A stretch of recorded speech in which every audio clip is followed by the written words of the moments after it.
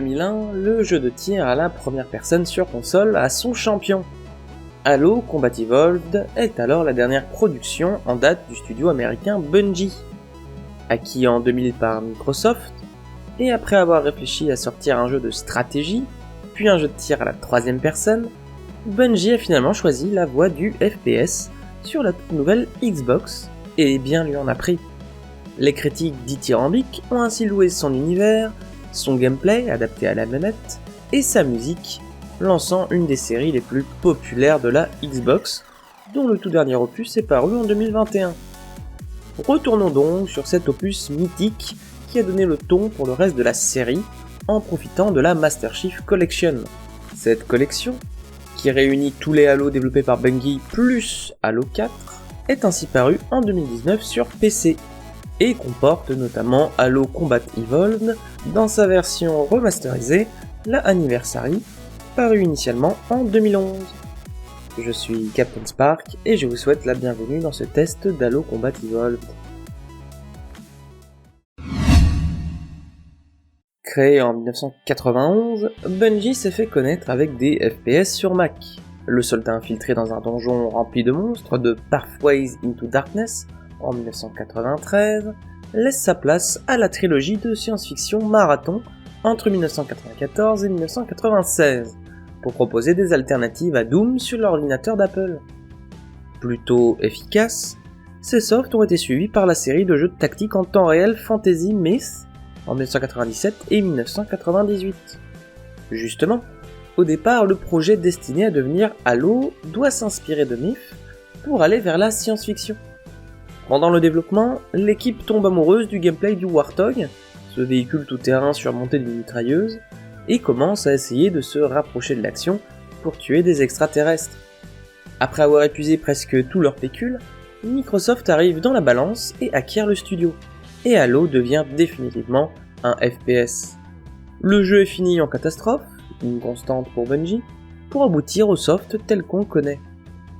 À l'époque de sa sortie, le FPS a déjà connu son âge d'or, essentiellement sur ordinateur, autour du classique Doom en 1993, la révolution graphique de Quake en 1996, et le soft qui intègre scénario et script Half-Life en 1999.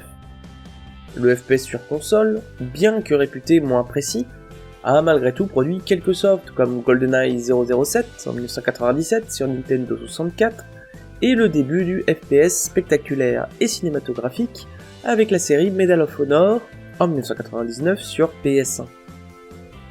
Quand Halo arrive, la mode n'est pas encore au FPS console, Halo balayera ses doutes une bonne fois pour toutes. Deux choses marquent durablement le joueur en 2001, et même le joueur en 2021, quand je lance pour la première fois de ma vie un jeu Halo.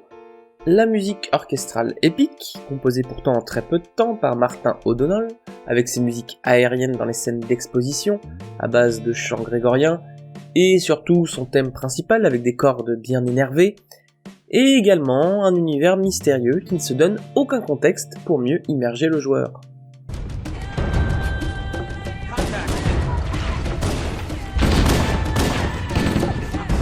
Fire the airlock!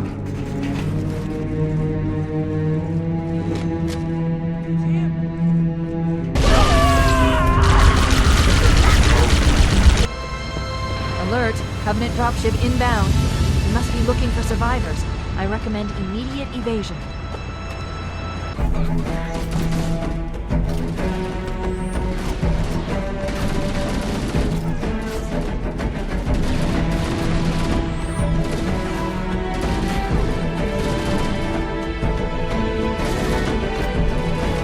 Aux commandes du Master Chief, vous vous retrouvez ainsi dans une guerre de longue date pratiquement perdue d'avance entre les humains et un conglomérat de races extraterrestres, les Covenant.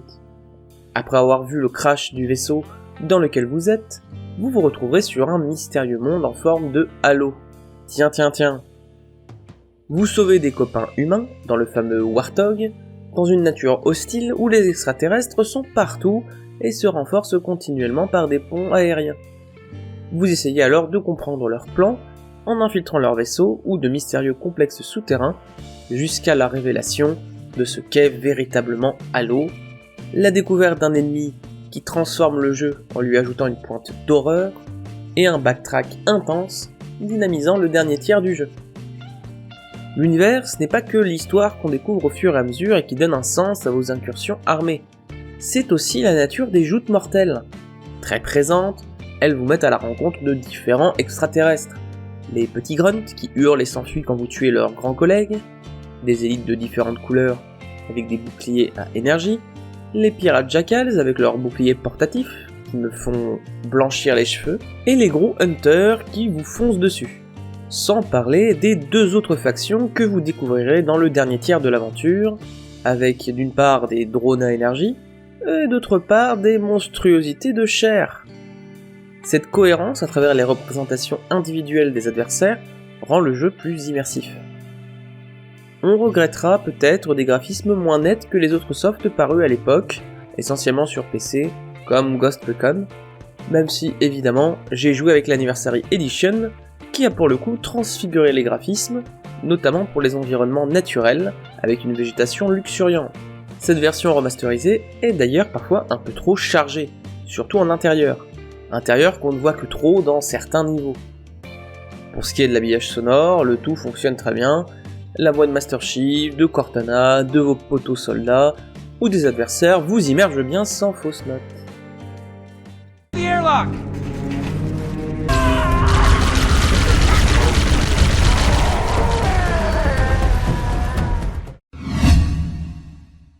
Master Chief peut donc porter deux armes différentes, pour des raisons de limitation dues à la manette de la console, mais ce qui permet aussi de faire des choix rapides sur le terrain, les armes à feu des humains, ou les armes à énergie bien étranges des Covenant. Les armes ont chacun leur look et leur usage particulier face aux différents adversaires.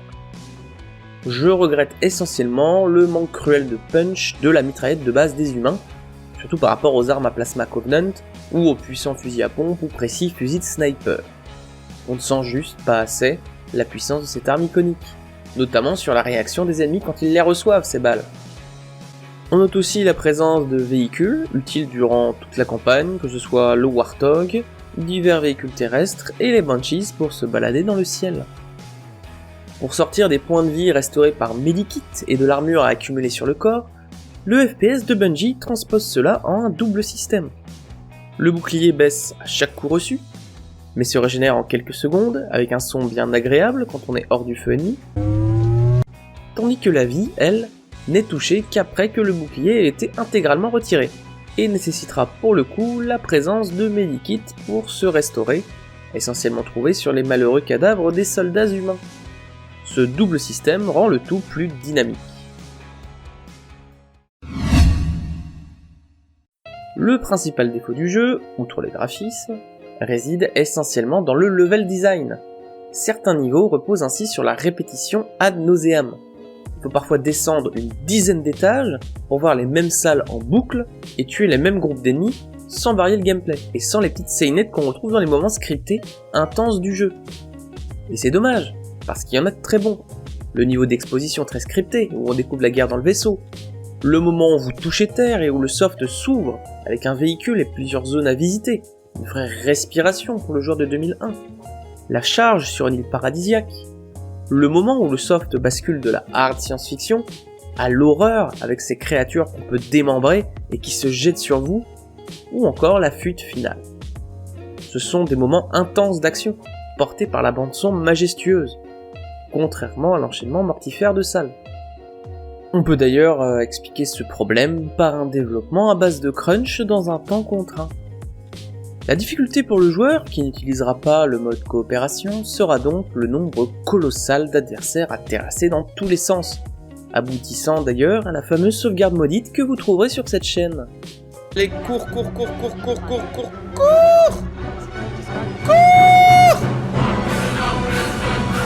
là, maintenant! Hop là! Ah bah voilà! Ah bah c'est simple en fait! Ah en fait c'est simple! Ah! Sautez! Il paraît que le soft se joue en version légendaire pour les fans. Pour ma part, le monde normal m'a bien suffi pour faire le jeu en une bonne dizaine d'heures. Notez que je n'ai pas testé ce FPS avec une manette.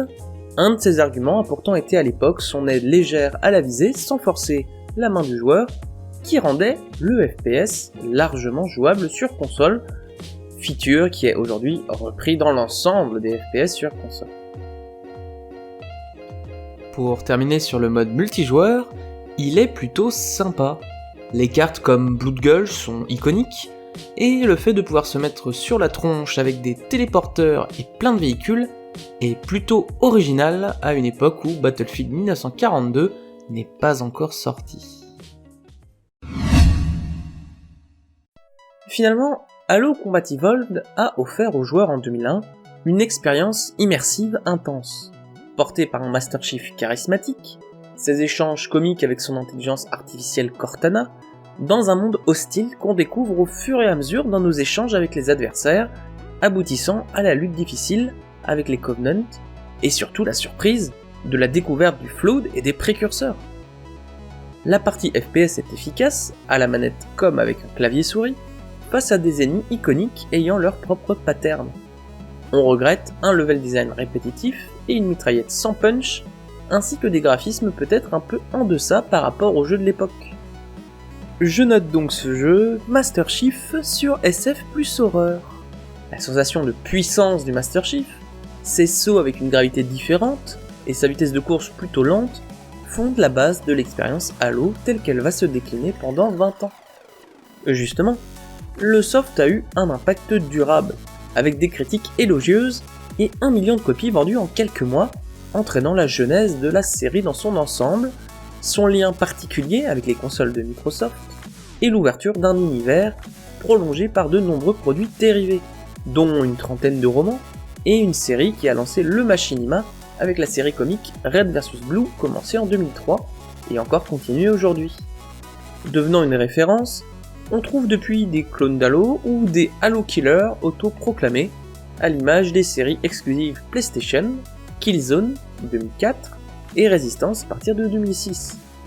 Quoi qu'il en soit, après ce premier soft, Bungie développe Halo 2 en 2004, vendu à 8 millions d'exemplaires, et Halo 3 en 2007, vendu à près de 14 millions d'exemplaires, qui étendent considérablement l'histoire du soft. Ils finissent ensuite avec Halo 3 ODST en 2009, aux commandes d'un humain, et enfin le préquel Halo Reach en 2010, avant de laisser la main à 343 Industries, qui reprend depuis la série. Bungie est alors édité par Activision pour produire le FPS multijoueur de science-fiction Destiny en 2014, avant de se retrouver pour la première fois depuis 2000 totalement indépendant en 2019. Depuis, la compagnie a fêté ses 30 ans de bons et loyaux services dans la science-fiction. Coup de théâtre en 2022, la compagnie a finalement été rachetée en janvier par Sony. Le champion de Xbox appartient désormais à la PlayStation. Drôle de parcours.